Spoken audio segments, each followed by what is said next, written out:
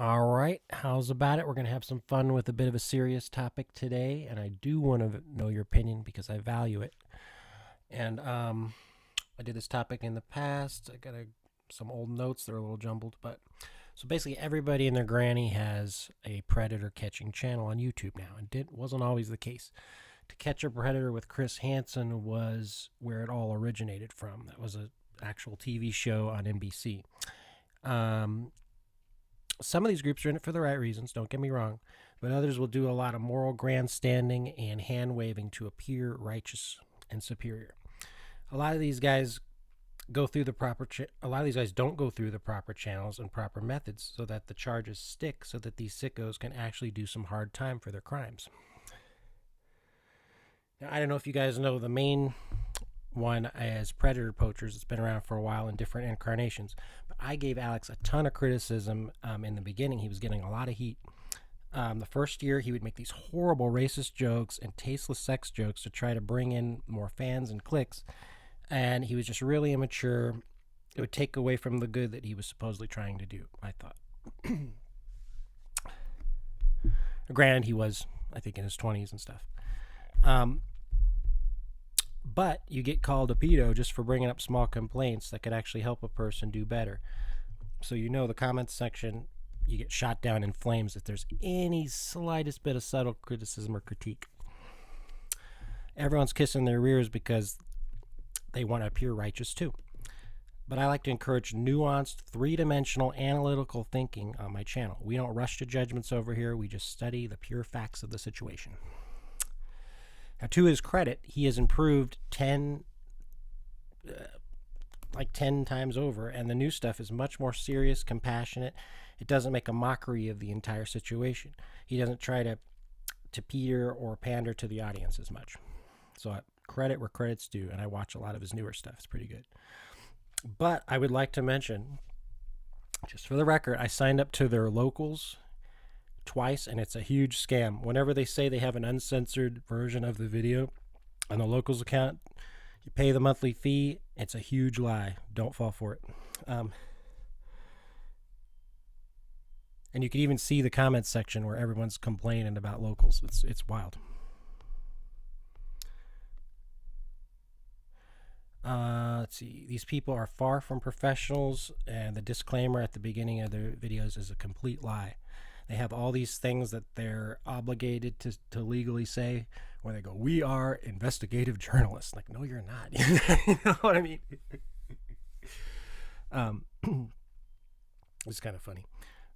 Everyone likes to feel that they're fully in charge of the situation and capable, doing a lot of different things in life. But how would you ever perform your own open heart surgery in any scenario? No, you wouldn't. You would always leave it to the professionals in that situation. This is no different. Any knucklehead could start a YouTube channel and start doing this. It's not necessarily a good thing. We have to continue to use logic even when, and perhaps especially when, we're outraged over something.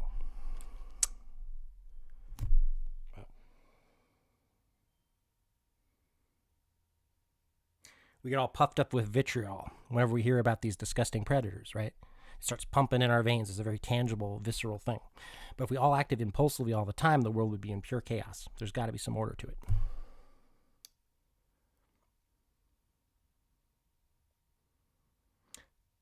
That being said, let's dive into the content. So this was pretty tough. These pred catchers had to have their hero roast them on YouTube, and they were not happy about it. Let's get into it.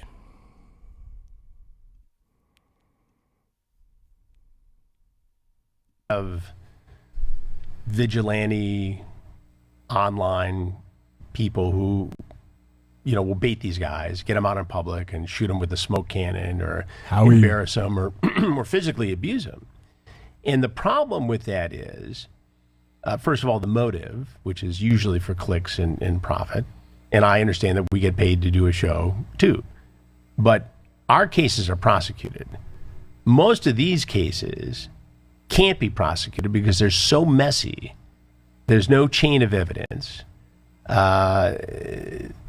They expose the guy. They put him on their YouTube channel. You do it the right way. You Before work it with airs? law enforcement to make sure that you're doing it the correct way. That's right? what I'm saying. Yeah. What we do is totally different than what these vigilante guys do. I haven't been to the grocery store in over a year, but I'm eating healthier than ever. Here's how I did it. Meal planning used to be such a nightmare.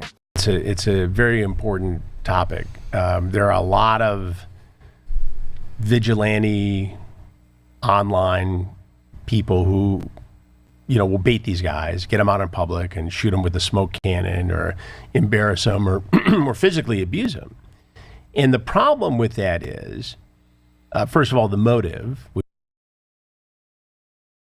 A lot of these guys are lying, but if you listen to them in the end of the disclaimer and you read the fine print, they'll say, like, we have arrests in over 12 states.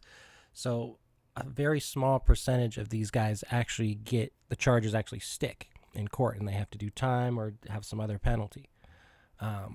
It's not enough just to get them taken away in cuffs. So sometimes it's just all for show, It's weird.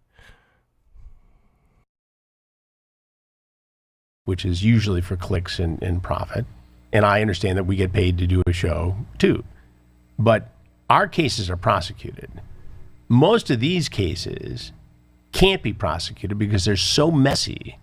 If the guy can't think but with law enforcement to make sure. Totally different than what these vigilante guys do. Procedurally. And you are, I would imagine, part of your team is a legal oversight, kind of, to tell you. Standards, legal.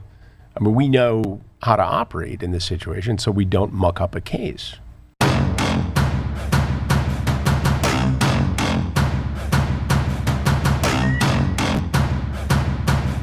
According to the Washington Post, in the last 3 years, over 150 groups have sprung up featuring average Joes trying to catch predators online.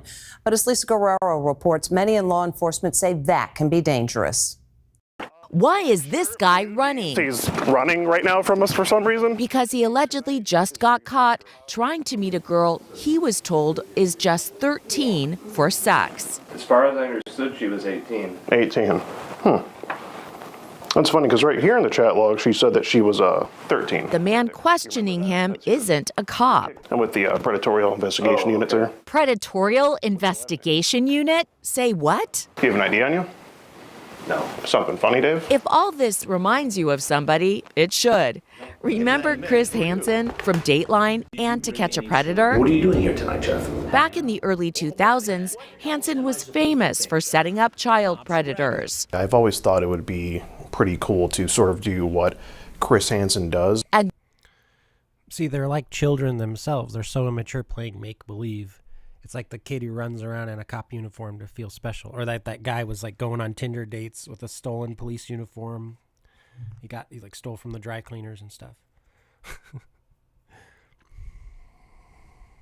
just like the real Chris Hansen. Please have a seat. Oh, yeah, and it's so dumb. He calls himself Skeet Hansen. At least be creative. That's so lame. I mean, even if the guy's your hero, it's still a little weird. You know what I mean? Right there. Set the phone down, please. This guy specializes in stinging alleged pervs. Is that an appropriate thing to be saying to somebody you think is 14? Or no? No? He calls himself Skeet Hansen in honor of Chris Hansen, and he's part of a growing group known as Video Vigilantes. That's him. The disturbing rise of amateur predator hunting stings, how the search for men who prey on underage victims became a YouTube craze, goes this recent headline in The New Yorker. Do you think you're doing a public service? It's sort of 50-50. You know, we're, of course, trying to make entertaining content, but ultimately we want these individuals to see justice as well, if possible. Some people have called you a video vigilante. Is that fair? I don't really care to be called a vigilante. I think, you know, a vigilante is someone sort of, you know, like Batman. I'm just out here making, you know, entertaining content for people to watch on YouTube, and I don't associate with I don't associate myself with the term vigilante. This is vigilantism, and private citizens taking law enforcement into their own hands is a problem for our society. Adam Scott Want is a professor of public policy at John Jay College of Criminal Justice. Under no circumstances should private citizens be doing these online sting operations on their own. The risk far outweighs any benefits. He says he's done approximately 50 of these stings. He showed up to our sting house to meet who he thought was a 14-year-old girl, but acknowledges only these 3 have resulted in arrests. Some prosecutors look at videos like yours and say they do more harm than good. What's your response? As long as these predators are out here trying to meet up with, underage girls, I will still be here catching them. He agreed to show us how his latest sting went down in this Michigan hotel room. What brings you here? Somebody named Tristan, yeah. Apparently unsure if he's in trouble or not, the target of the sting repeatedly asks if he's free to leave. Am I free to go, though? I just want to ask you a few questions, Dave. We do have the police on standby, by the way. Before he gets up to go, they could face kidnapping charges if they're not explicitly clear and telling the guy, constantly, you are technically free to go. That's what most kidnapping is. It's not somebody grabs a kid on the side of the road and puts a blanket over him, tosses him in the trunk of the car. That's what we think of kidnapping, right? The definition of kidnapping is not allowing someone to leave the premises in your presence.